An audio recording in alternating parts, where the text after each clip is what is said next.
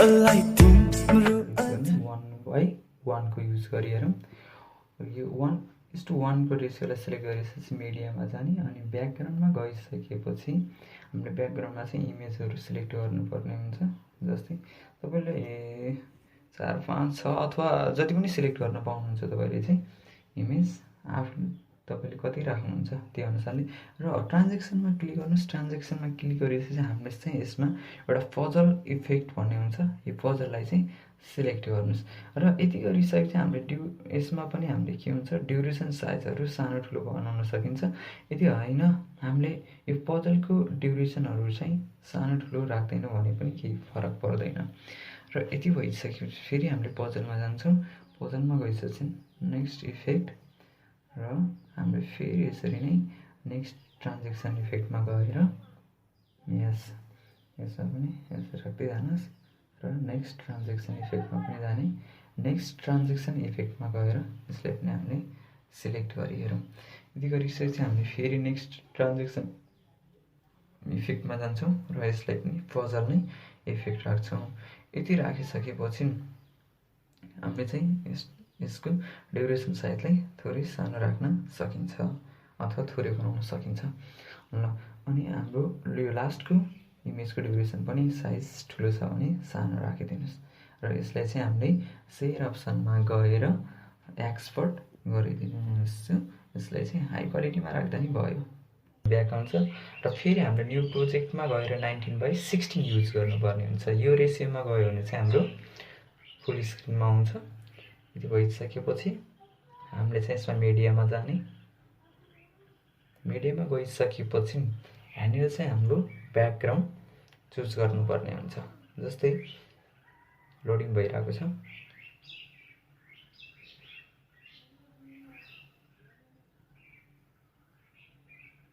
ब्याकग्राउन्डमा गइसकेपछि हाम्रो colour choose गरौँ, ब्ल्याक कलर ब्याकग्राउन्ड। यदि चुज गरिसकेपछि हामीले यसको ड्युरेसन साइज पनि बढाइदिँदा नि हुन्छ। ड्युरेसन साइज बढाइसकेपछि अब हामीले लेयर अनि मिडियामा गएर अब चाहिँ हाम्रो यसमा जुन पिक्चर छ त्यो पिक्चरलाई ओपन गर्ने। ओपन गरिसकेपछि फुल साइजमा गएर हामीले स्प्लिट स्क्रिनको ठाउँमा फुल स्क्रिन गर्ने। फुल स्क्रिन गरिसकेपछि यसको पनि हामीले ड्युरेसन साइज बढाउन सकिन्छ। ओके, यति गरिसकेपछि फेरि लेयरमा गएर मिडियामा जाने। हामीले मिडियामा गइसकेपछि हाम्रो जुन अघि नै हामीले एक्सपोर्ट गरेको थियौँ त्यो एक्सपोर्ट गरेको फाइललाई चाहिँ ओपन गर्नुपर्ने हुन्छ। यति भइसकेपछि अब चाहिँ हामीले यसलाई के गर्ने फेरि ड्युरेसन साइज बढाइदिने हो। यति भएछ। यति भइसकेपछि नेक्स्ट इमेजको साइज पनि हामीले ड्युरेसन साइज चाहिँ बढाइदिने।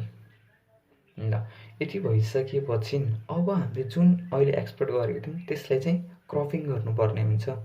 क्रपिङ गर्दाखेरि अहिले हाम्रो स्क्वायरमा छ, यसलाई मार्क्समा गएर सर्कल युज गर्छौँ। सेपमा जाने अनि त्यसपछि गएर हामीले सर्कल युज गर्ने। यदि गरिसकेपछि हामीले सर्कलमा आउँछ अनि त्यसपछि ओके। यदि गरिसकेपछि अब चाहिँ हामीले यसलाई मिलाएर राख्न सकिन्छ। यसलाई हामीले थोरै माथि राखौँ।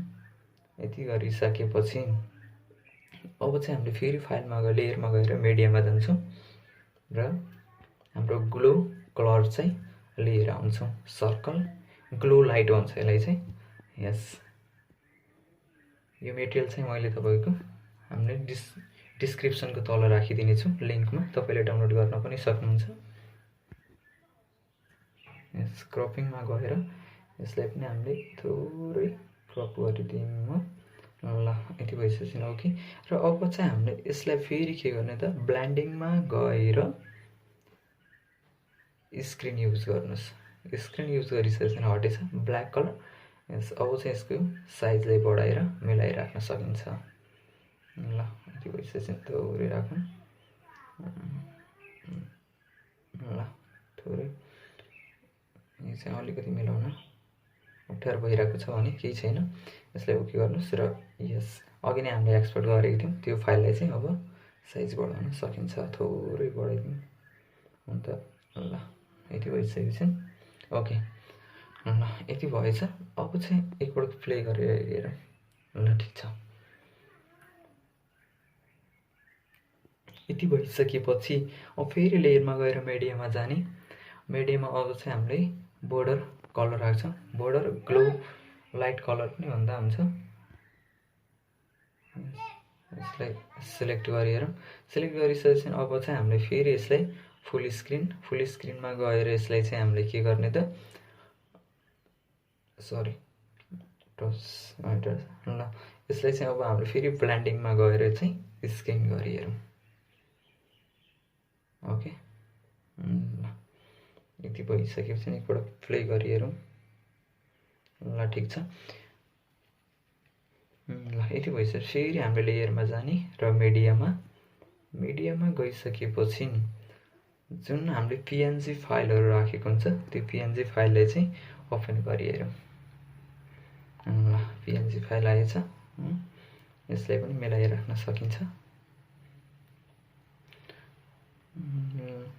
त्यसपछि हामीले यसलाई पनि एनिमेसनमा गएर यसलाई हामीले के गर्ने त तल जानुहोस् स्लाइड अप भन्ने हुन्छ इन्टर स्लाइड अफ यसलाई चाहिँ चुज गर्नुहोस्। यस अब चाहिँ हामीले यसमा के हुन्छ भन्दाखेरि ड्युरेसन हुन्छ। यो ड्युरेसनलाई चाहिँ फास्ट या स्लो पनि राख्न सकिन्छ।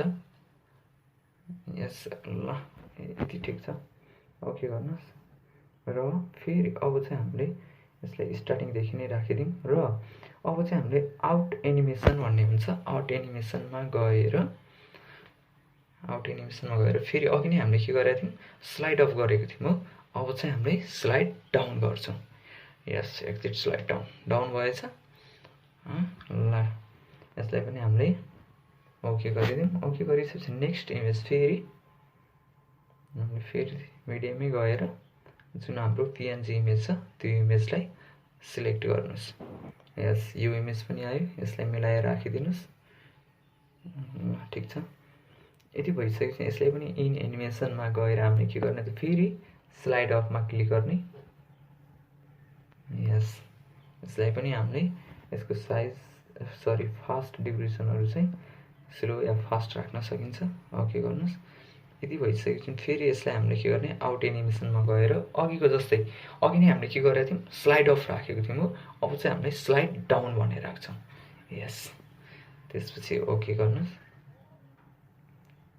यसको साइजहरू चाहिँ हामीले सानो ठुलो पनि पार्न सकिन्छ ड्युरेसन साइज। फेरि हामीले लेयरमा गएर मिडियामा गयौँ र यसमा पनि इमेज सिलेक्ट गर्नुहोस्। यो इमेजलाई पनि यसरी मिलाएर राखिदिनुपर्छ। यति भइसकेपछि फेरि इन एनिमेसनमा गएर हामीले स्लाइड अफ यति भयो। यसलाई चाहिँ फास्ट या स्लो यो पनि मिलाउन सकिन्छ। यति भइसकेपछि फेरि हामीले आउट एनिमेसनमा गएर फेरि के गर्ने त स्लाइड डाउन गर्नुहोस्। तपाईँले यसरी 3-4वटा इमेजहरू राख्न सक्नुहुन्छ। ल फेरि हामीले एउटा प्रोसेस युज गरिरहेको छौँ पिएनजी इमेजलाई। यो पिएनजी इमेजलाई पनि लिएर आउनुहोस् र फेरि यसलाई टक्क तल राखिदिनुहोस्। केही छैन। अलिकति यस भएछ। यति भइसकेपछि फेरि यसलाई हामीले के गर्ने त इन एनिमेसनमा जाने। यसको साइज थोरै साइज हटाइदिउँ र इन एनिमेसनमा गएर हामीले फेरि के गर्ने त स्लाइड अप स्क्वायर गर्नुहोस्। तलतिर स्लाइड अप भन्ने हुन्छ। यसको फास्ट ड्युरेसन या स्लो ड्युरेसन यो पनि राख्न सकियो र यसमा गएर फेरि के गर्ने त स्लाइड डाउनमा क्लिक गर्न सकिन्छ। कतिवटा भयो 4वटा भएछ। ठिक छ। यसको साइज थोरै बढाइदिउँ। यति बढाइसकेपछि हामीलाई नेक्स्ट इमेजको साइज पनि बढाउनु पर्ने हुन्छ। ल थोरै लेफ्ट साइडमा ल भइसकेपछि यसको साइज फेरि ड्युरेसन साइज बढाइदिने। ड्युरेसन साइज बढाइसकेपछि नेक्स्ट इमेजलाई पनि त्यसरी नै मिलाउनु पर्ने हुन्छ। हाम्रो इन्ड ड्युरेसन र स्टार्टिङ ड्युरेसन इमेजको है पिएनजी इमेजको त्यसमा ध्यान दिनुपर्ने हुन्छ।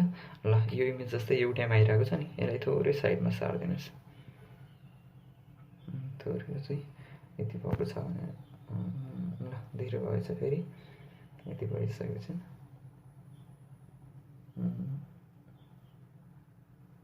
अलिकति बढाइदिनुहोस्,